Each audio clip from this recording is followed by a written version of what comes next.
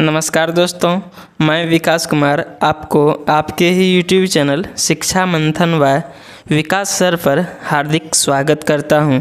दोस्त, आज की इस वीडियो में मैंने इंग्लिश की एक नई स्टोरी लाया हूं, जिसके माध्यम से हम लोग इंग्लिश के ग्रामर्स रूल्स को सीखेंगे, वोकैब को सीखेंगे, इंग्लिश प्रोनाउंसिएशंस को सीखेंगे तथा इंग्लिश सेंटेंस का हिंदी में अनुवाद अच्छे से सीखेंगे। तो चलिए, आज की जो स्टोरी है वो बहुत ही इंटरेस्टिंग स्टोरी है। इसे सुनकर आप सभी को मज़ा आएगा और इसमें आपको इंग्लिश के नए नए वर्ड्स मिलेंगे, नए नए स्ट्रक्चर्स मिलेंगे। तो इसे आप कॉपी में ज़रूर नोट कीजिएगा। तो चलिए स्टार्ट करते हैं। सबसे पहले हम लोग स्टोरी का हेडिंग देखते हैं। जो टाइटल है उसको टाइटल को देखते हैं, उसके बाद स्टोरी को रीड करेंगे। टाइटल क्या है स्टोरी का? देखिए, द इलिटरेट विलेजर। देखिए, इलिटरेट मतलब होता है अशिक्षित, अनपढ़, निरक्षर, है ना। और विलेजर मतलब होता है ग्रामीण। तो इसका क्या हिंदी हो जाएगा? अनपढ़ ग्रामीण या फिर अशिक्षित ग्रामीण। स्टोरी को देखते हैं। Once there was an illiterate villager. देखिए, वंस एक बार एक अनपढ़ ग्रामीण था। देखिए, देयर, यहाँ देयर मतलब होता है वहाँ, पर देयर का यहाँ कोई अर्थ नहीं आएगा, क्योंकि देयर जो है सो फॉल सब्जेक्ट की जगह आया है। तो इसका क्या हिंदी होगा? एक निरक्षर ग्रामीण था या फिर अशिक्षित ग्रामीण था। ही often saw people wearing glasses while reading. Glasses मतलब होता है चश्मा, और ऑफन मतलब अक्सर। ही ऑफन सॉ, वह अक्सर देखता था, people wearing glasses while reading, लोगों को चश्मे पहनकर पढ़ते हुए। इस पूरे सेंटेंस का क्या हिंदी हुआ? वह अक्सर लोगों को चश्मे पहनकर पढ़ते हुए देखता था। ही थॉट। देखिए, ही जो है सो सब्जेक्ट है, ये मेरा वर्ब की सेकंड फॉर्म है। जब भी सेंटेंस में सब्जेक्ट के बाद वर्ब की सेकंड फॉर्म आता है, यहाँ भी ये मेरा सब्जेक्ट है, उसके बाद वर्ब की सेकंड फॉर्म है, तो वो होता है सिंपल पास्ट टेंस में। और उसका हम लोग हिंदी करते हैं, क्रिया के अंत में लगाते हैं ता, था, ते, थे, ती, थी, या फिर या, ये, ई। तो ही थॉट, उसने सोचा। देखिए, सोचा आ, है ना। If I have glasses. देखिए, अगर मेरे पास चश्मा होता, I can also read like these people. देखिए, आई ये सब्जेक्ट है, इसके बाद कैन जो है सो ऑक्सिलरी वर्ब है, रीड जो है सो मेन वर्ब है। आई कैन ऑल्सो रीड, मैं भी पढ़ सकता हूँ, लाइक दीज पीपल मतलब इस लोगों के जैसा, ये सब लोगों के जैसा। लाइक मतलब होता है के जैसा, के जैसा।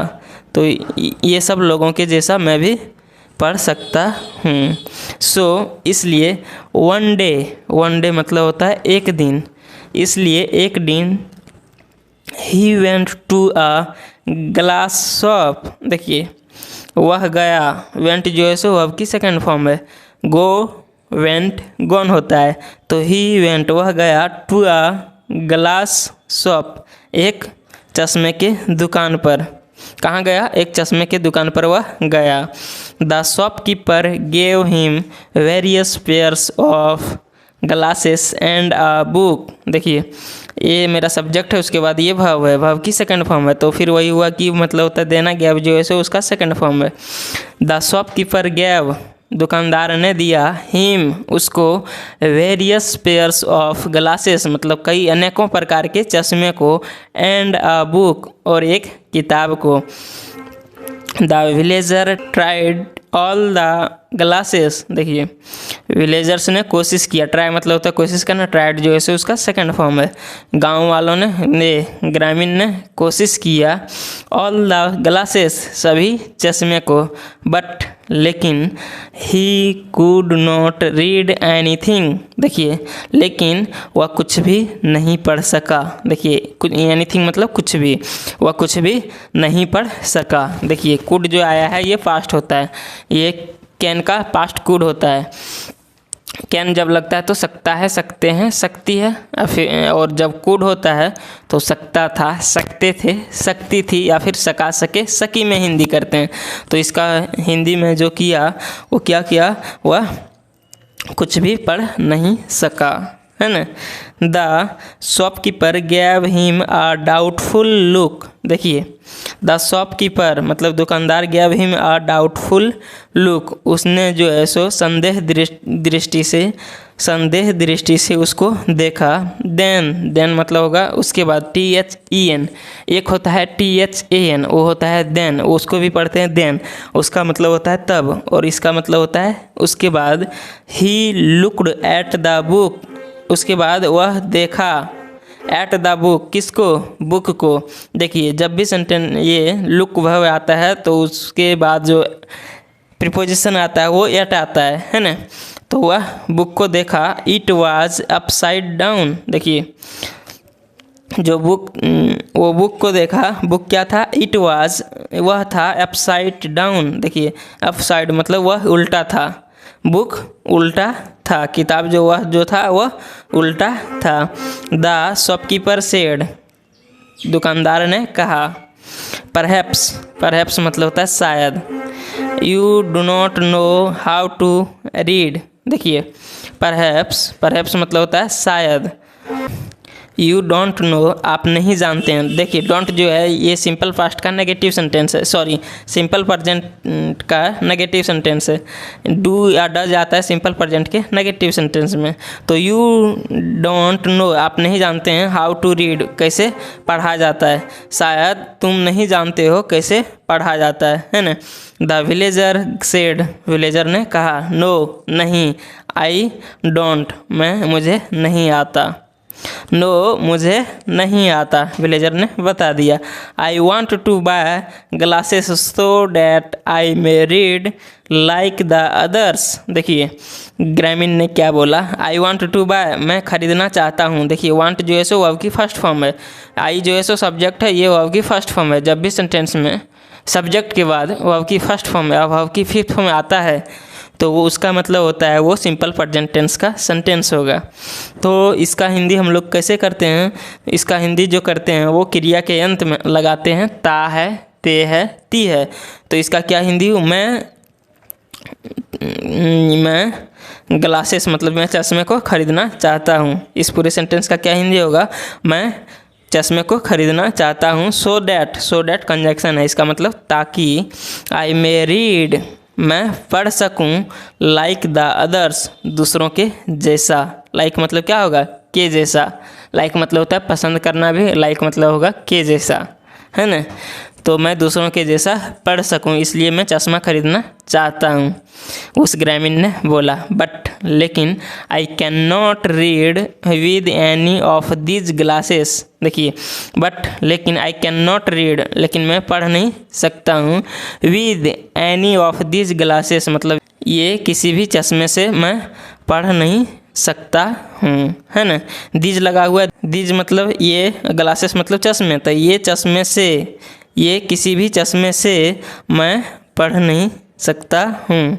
The shopkeeper burst out laughing. देखिए, जो दुकानदार था, शॉपकीपर था, वो ब्रस्ट आउट लाफिंग मतलब जोर से हंसने लगा। ही एक्सप्लेन्ड, उसने व्याख्या किया, उसने बताया। एक्सप्लेन मतलब क्या होता है? व्याख्या करना। उसने बताया टू द विलेजर्स, ग्रामीण को। माय डियर फ्रेंड्स, मेरे प्रिय दोस्त, मेरे प्यारे दोस्त। Spectacles don't help you to read और राइट। देखिए, स्पेक्टेकल्स मतलब होता है चश्मा। स्पेक्टेकल्स मतलब क्या होता है? चश्मा। स्पेक्टेकल्स डोंट हेल्प मतलब स्पेक्टेकल्स जो होता है वो मदद नहीं करता है यू, आपको, टू रीड और राइट, किसके लिए? पढ़ने और लिखने के लिए। पढ़ने या लिखने के लिए चश्मा तुम्हें मदद नहीं करता है। They only help you to see better. देखिए, वे ओनली हेल्प यू, वे केवल आपको मदद करते हैं। टू सी बेटर, बेहतर देखने के लिए, बेहतर देखने में वह मदद करता है, वे लोग मदद करते हैं, चश्मा। ठीक है। फर्स्ट ऑफ ऑल मतलब क्या होता है? सबसे पहले।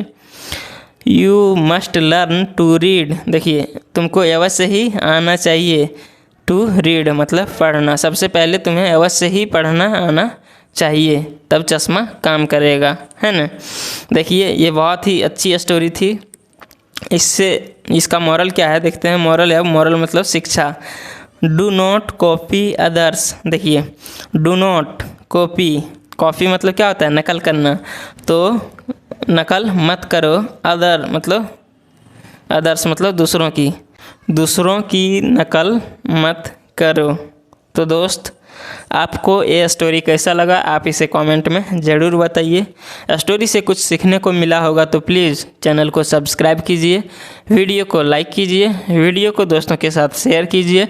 मैं इसी प्रकार से रेगुलर जो है so interesting story, moral story लाता रहूँगा और आप सभी को इंग्लिश सिखाने का, इंग्लिश का डर भगाने का प्रयास करता रहूँगा। तो हम लोग फिर मिलेंगे नेक्स्ट वीडियो में। तब तक के लिए जय हिंद, अपना ख्याल रखिए, अच्छे से पढ़िए।